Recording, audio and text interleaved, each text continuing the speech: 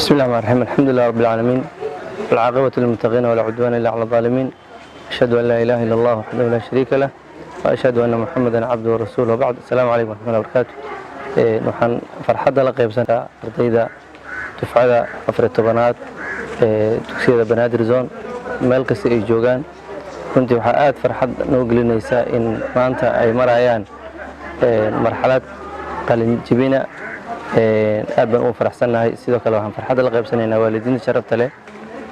ardayda qiimaha badan soo agaasimtay waxaan leenahay hambaliyo waxaan rabaa inaan dardaaran yar ardayda kala hadlo oo ah waxbarashadu ma dhamaanin marxalad bad gudubteen marxalad kale oo sii maraysaan insha Allah waxaan rajaynaynaa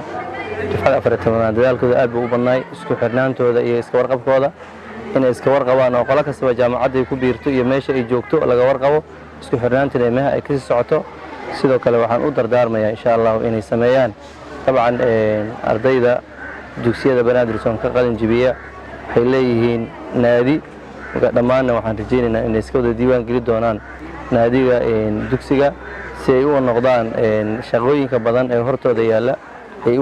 isaga kaalmaystaan insha Allah waxaan leenahay hal dadaalo wixii la idinka bartay dadaala iyo horumara marxalada ka dambayso way ka sii horumar badan baa la rajaynayaa jaamacadaha la rabaa in laga muuqdo bulshada dhexdeeda in laga muuqdo la rabaa